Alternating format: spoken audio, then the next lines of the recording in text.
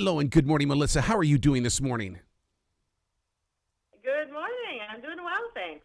I got to tell you, you're such an inspiration as an author as well as a storyteller in the way that you inspire those of us that are reading to want to write. And I think that is a brilliant place to be standing because it's like a continuation of your imagination. Oh, thank you so much. That's so nice to hear. You are on the 8th and final book of the Blue Blood series. I would love to be a fly on the wall and see how you are allowing your imagination to say, bye, bye. It's time for new things for my imagination to do things. It's not the final book. There's one more book after this. But it's a fun job. I feel like I get to dream for a living, job title, imagining. I had a huge lecture yesterday in front of other creative minds and spirits, and it was all based on when you hit that wall where people think that they can't create anymore. I brought you up. I said, Melissa is dealing with what would it be like to be on the Mayflower? I mean, put yourself in those positions and then begin the process of writing. Oh, absolutely. The Mayflower was a huge inspiration for Blue Bloods because one of the questions that was an inspiration for it was, well, what if everybody who came over on the Mayflower was a vampire and immortal? What happened then? Do you remember where you were when that seed was planted? Because I never forget where I am when I put my books together. When that idea first hits you, you're going, oh boy, here we go. Oh, absolutely. I totally remember. And I remember standing up because it was such a great idea. And I was writing, a proposal for Blue Bloods. And I thought, oh, my God, the vampires came over in the Mayflower. Amazing. And it's like a light bulb. I was in my kitchen in our old apartment in Los Angeles. Do you have a fascination with vampires? Because, I like vampires and I also like zombies. Yeah, I've always been drawn to vampire stories. I loved Anne Rice's Chronicles of the Vampires. I loved King Salem's Lot, which was the scariest vampire story I think I've ever read. And Bram Stoker's Dracula, has always been, a classic of the vampire mythology. So, yeah, I don't like zombies as much. They're a little, too messy. I think vampires are rich and fabulous. You put focus on old New York, and right away when I found that out, it was like, oh my God, that's where I was when I was inspired to write my book, Scrambled Eggs, in old New York with the old buildings and things like that.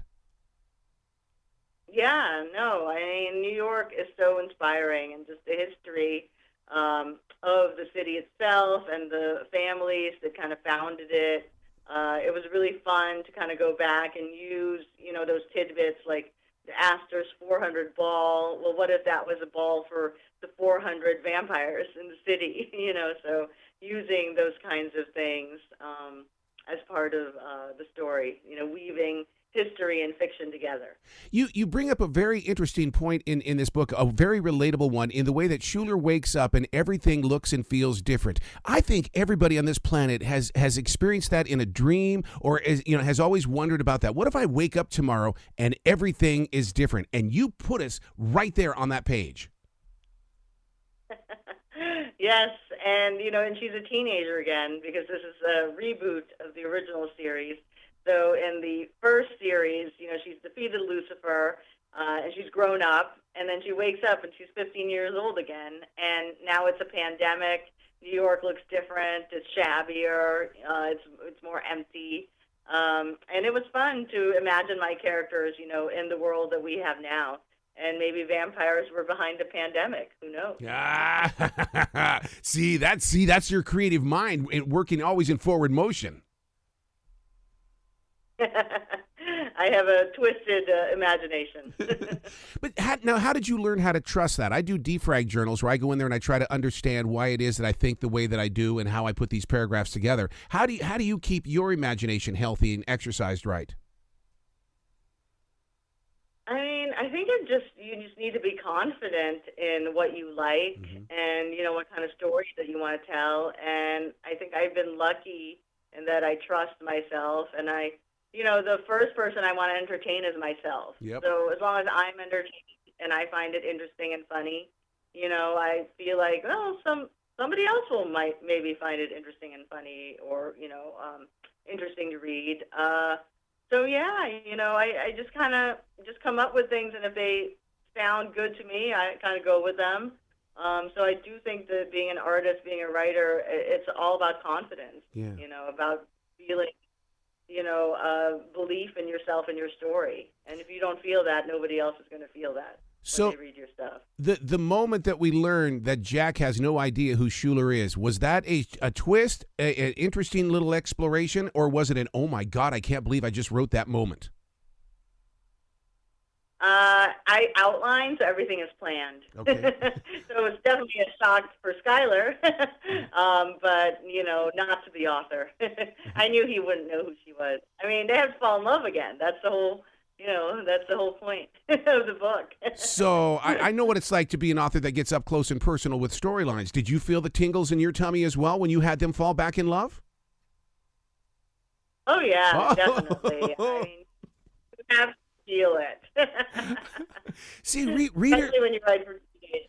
Readers don't get that, how emotional we get with those words on a page, and how we can work those words into something that we know that's going to reach well beyond us. Oh, yeah. No, I mean, it is a way to step into somebody else's life and feel what they feel. And I think books create a lot of empathy that way. You get to live as yourself. Yeah, so true. Absolutely. So true. Do you believe then that great story telling and sharing begins with being a great reader first, or can you be a storyteller and make your way into reading? I think you have to be a reader first. Yep. And I think most writers are in conversation with other books that they've read. I think I definitely became a writer because I was such an avid reader, and I loved books so much that I wanted to write my own. I wanted to be part of it. I wanted to be part of the conversation. So I think it would be very odd to be a writer and not a reader. Yeah. I don't really see that. How long does it take you to come back from the altered reality to a state of reality? Because I know as a creative mind, there are, you take your mind into places that it's like, oh, it feels so good to be here. Oh, you mean I got to go back? Oh, come on now. Yeah, it's definitely being on and off. And when I'm on, it's just work. It's just, living into books, thinking about the characters, and you go to sleep thinking about them. You worry about the plot. You worry about the pacing. But then, you have to turn it off if you're going to be with your family and, be a parent, be with your kids. So, I've kind of learned how to turn it on and off. And I kind of treat it like a regular job where I try to put in, the hours from 9 to 5 and really work during those daytime hours that I can be with my family when I turn off the computer. Are you like me? You walk into a different room, and once you're in that room, you know what you're supposed to do, because I cannot write in where my family is, because I feel like that I'm pulling them into my world, and I want to play in their world. Yeah, I mean, it's definitely helpful to have that space, but I've written, I wrote Blue Bloods when my dad had cancer. This was like 15 years ago, and, I would write in the hospital room. I was able to work, kind of in any situation. I have friends who are authors who write their books on the signing line. They'll be signing books, and then there'll be a lull, and they'll go right back to their story.